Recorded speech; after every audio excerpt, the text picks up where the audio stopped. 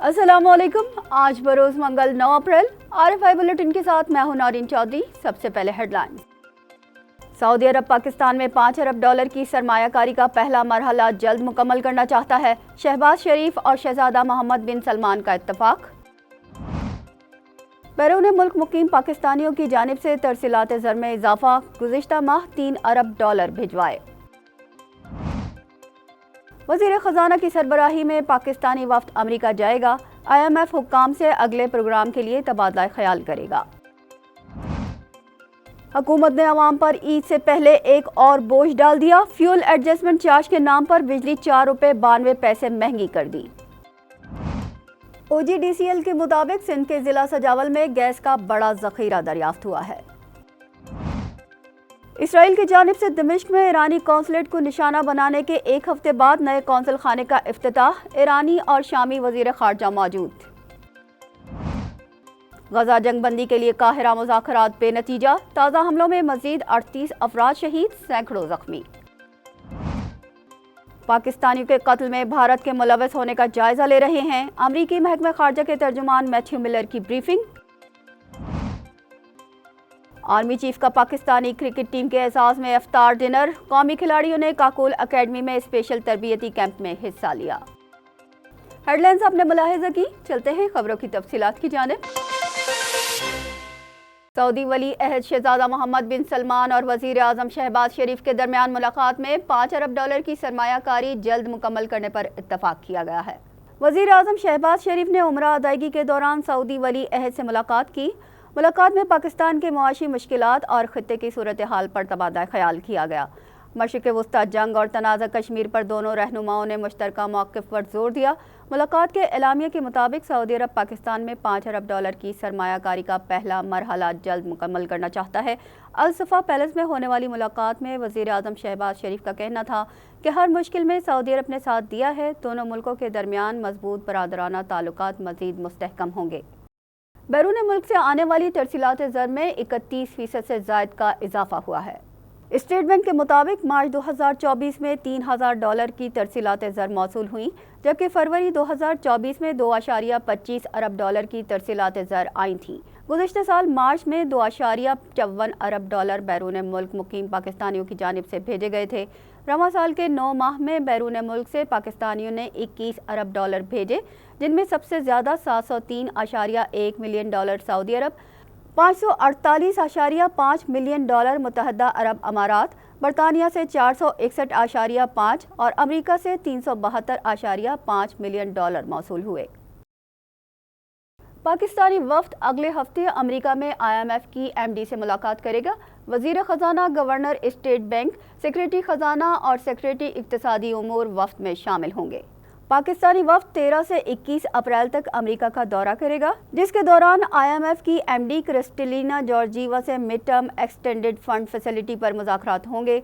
पाकिस्तानी वफ़द अमरीकी हुकाम से भी मुलाकात करेगा, जबकि वज़ीर ख़ज़ाना मोहम्मद औरंगज़ेब, अमरीकी नायब वज़ीर डेविड लो और डिप्टी सेक्रेटरी से भी मिलेंगे। आलमी इदारा का वफ़द मौजूदा प्रोग्राम ख़त्म होने पर इस माह के आखिर तक पाकिस्तान आएगा। ज़राए के मुताबिक वज़ारत ख़ज़ाना की जानिब से ऑफिस के अफसरान को एजाज़िये के तौर पर 4 माह की तनख्वाह देने के फैसले को मुआशी माहिरीन सख्त तनकीद का निशाना बना रहे हैं, क्योंकि ऐसा इक़दाम पाकिस्तान की मुआशी मुश्किलात की नफ़ी कर रहा है। नौमुंतखब हुकूमत ने ईद उल फितर से कबल शहरियों के लिए बिजली ₹4.92 फ़ी यूनिट मज़ीद महंगी कर दी। नेपरा ने बिजली महंगी करने का नोटिफिकेशन जारी कर दिया। नोटिफिकेशन के मुताबिक बिजली की कीमत में ₹4.92 इजाफा फरवरी की फ्यूल एडजस्टमेंट की मद में किया गया है।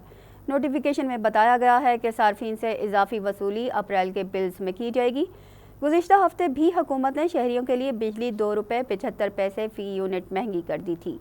नेपरा नोटिफिकेशन के मुताबिक बिजली रवां माली साल की दूसरी सहमाही एडजस्टमेंट की मद में महंगी की गई थी। सार्फिन से इजाफी वसूलियाँ अप्रैल, मई और जून में की जाएंगी। OGDCL के मुताबिक सिंध के ज़िला सजावल में गैस का बड़ा ज़ख़ीरा दरियाफ्त हुआ है। तर्जुमान OGDCL के मुताबिक सजावल फील्ड के नूर वेस्ट कुआं नंबर 1 में 2975 मीटर खुदाई की गई, जिसके बाद 12,40,000 स्टैंडर्ड क्यूबिक मीटर गैस का ज़ख़ीरा मिला है। मज़कूरा कुआं oil and gas development company के 100% मलकियत है। नए ज़ख़ायर से गैस की किल्लत में कमी वाक़ होगी और इम्पोर्ट बिल भी कम होगा। ایرانی صدر رواں ماہ کے تیسرے ہفتے میں پاکستان کا دورہ کریں گے، جس میں گیس پائپ لائن پر امریکی پابندیوں سے بچنے پر تبادلہ خیال کیا جائے گا۔ ایرانی صدر ابراہیم رئیسی 22 اپریل کو اسلام آباد پہنچیں گے۔ جنوری میں ایران کی جانب سے میزائل حملے اور پاکستان کی جوابی کارروائی پر دونوں ملکوں کے درمیان بد اعتمادی میں اضافہ ہوا تھا۔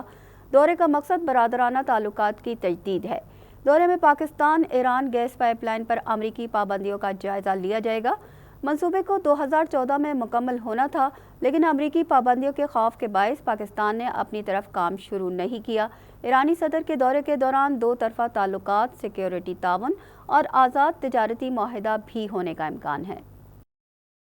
اسرائیل کی جانب سے شام میں ایرانی قونصل خانے پر میزائل حملے کے ایک ہفتے بعد ایران کے وزیر خارجہ نے دمشق میں قونصل خانے کا افتتاح کر دیا۔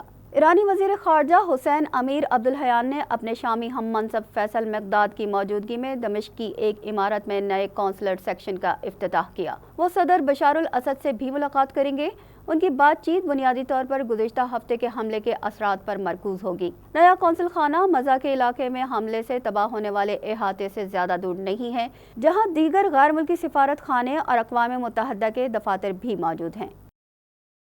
فوج کی غزہ میں جارحیت جاری ہے۔ 24 گھنٹے میں مزید 38 فلسطینی شہید ہو گئے۔ شہداء کی مجموعی تعداد 33,207 ہو گئی۔ اسرائیلی وزیر اعظم نے خان یونس سے فوج نکالنے کے بعد تازہ بیان دیا ہے کہ انہوں نے رفح میں زمینی آپریشن کے لیے تیاری مکمل کر لی ہے۔ رپورٹس کے مطابق سرحدی علاقے رفح میں لاکھوں بے گھر افراد پناہ لیے ہوئے ہیں۔ دوسری جانب حماس اور اسرائیل کے درمیان مصر کے دارالحکومت قاہرہ میں مذاکرات جاری ہیں۔ امریکی محکمہ خارجہ کے ترجمان میتھیو ملر نے کہا ہے کہ پاکستانی شہریوں کے قتل میں بھارت کے ملوث ہونے کے معاملے پر میڈیا رپورٹس کو فالو کر رہے ہیں۔ ترجمان امریکی محکمہ خارجہ میتھیو ملر نے پریس بریفنگ کے دوران بھارتی وزیر دفاع راج ناتھ سنگھ کے حالیہ اشتعال انگیز بیان اور برطانوی جریدے کی رپورٹ پر اپنے تبصرے میں کہا کہ امریکہ دونوں ہمسایہ ممالک کے درمیان تحمل کا مظاہرہ کرنے اور مذاکرات کے ذریعے معاملات کے حل کا خواہش مند ہے۔ انہوں نے کہا کہ امریکی سیکریٹری خارجہ نے پاکستان کے وزیر خارجہ سے بات چیت کی ہے اور مضبوط شراکت داری کا اعادہ کیا، جو پاکستان امریکہ کی خوشحالی میں فروغ کا باعث ہے۔ جب پاکستانی شہریوں کے قتل میں بھارت کے ملوث ہونے پر ترجمان امریکی محکمہ خارجہ سے سوال کیا گیا تو انہوں نے جواب دیا کہ اس معاملے پر میڈیا رپورٹس کو فالو کرتے آ رہے ہیں، زیر بحث الزامات پر کوئی تبصرہ نہیں کر سکتے۔ ان کا کہنا تھا کہ پاکستان بھارت کی حوصلہ افزائی کرتے ہیں کہ کشیدگی سے گریز کرے، پاکستان اور بھارت بات چیت کے ذریعے مسائل کا حل تلاش کریں۔ روس کی وزارت خارجہ نے کہا ہے کہ وزیر خارجہ سرگئی لاروف چین کے سرکاری دورے پر ہیں۔ دونوں ممالک یوکرین پر روس کے حملے کے بعد سفارتی تعلقات کو مضبوط بنانے کی کوشش کر رہے ہیں۔ دونوں وزراء دو طرفہ تعاون کے ساتھ ساتھ بین الاقوامی منظرنامے پر تعاون سے منسلک سوالات کی ایک وسیع رینج پر بھی تبادلہ خیال کریں گے۔ یوکرینی بحران اور ایشیا پیسیفک خطے کی صورتحال کا حوالہ دیتے ہوئے بیان میں کہا گیا ہے کہ ملاقات میں چند مخصوص اہم موضوعات پر گہرائی سے تبادلہ خیال کیے جانے کی توقع ہے۔ سرگئی لاروف نے آخری بار اکتوبر میں چینی صدر شی جن پنگ کے flag ship belt and road infrastructure اقدام پر بین الاقوامی فورم کے لیے بیجنگ کا دورہ کیا تھا۔ بیجنگ گزشتہ 2 سالوں میں ماسکو کا اہم تجارتی پارٹنر بھی بن گیا ہے، کیونکہ روس اپنے پڑوسی یوکرین پر حملے کی وجہ سے سخت مغربی پابندیوں کی زد میں ہے۔ تاہم مغربی ممالک باقاعدگی سے چین پر زور دیتے ہیں کہ وہ یوکرین میں امن قائم کرنے کے لیے روس پر اپنا اثر و رسوخ استعمال کرے، لیکن بیجنگ کا اصرار ہے کہ وہ اس معاملے پر ایک غیر جانبدار فریق ہے۔ Army chief general Asim Munir کی جانب سے پاکستان کرکٹ ٹیم کے اعزاز میں افطار ڈنر دیا گیا۔ پاک فوج کے شعبہ تعلقات عامہ کی جانب سے جاری بیان میں کہا گیا ہے کہ آرمی ہاؤس راولپنڈی میں دیے گئے افطار ڈنر میں پاکستان کرکٹ ٹیم کے کھلاڑیوں، پی سی بی کے چیئرمین محسن نقوی اور دیگر بورڈ آفیشلز نے شرکت کی۔ ترجمان پاک فوج کے مطابق اپنی گفتگو میں army chief general Asim Munir نے قومی ٹیم کے لیے نیک تمناؤں کا اظہار کیا۔ آئی ایس پی آر نے کہا کہ قومی کرکٹرز نے کاکول میں بہترین تربیتی کیمپ کے انعقاد اور پاک فوج کے کھیلوں کے فروغ کے لیے کی جانے والی کاوشوں پر army chief general Asim Munir کا شکریہ ادا کیا۔ پاکستان کرکٹ ٹیم نے کاکول ایبٹ آباد میں army school of special training میں جاری تربیتی کیمپ میں حصہ بھی لیا۔ اس کے ساتھ ہی نیوز بلیٹن اپنے اختتام کو پہنچا۔ ہمیں دیجیے اجازت۔ اللہ نگہبان۔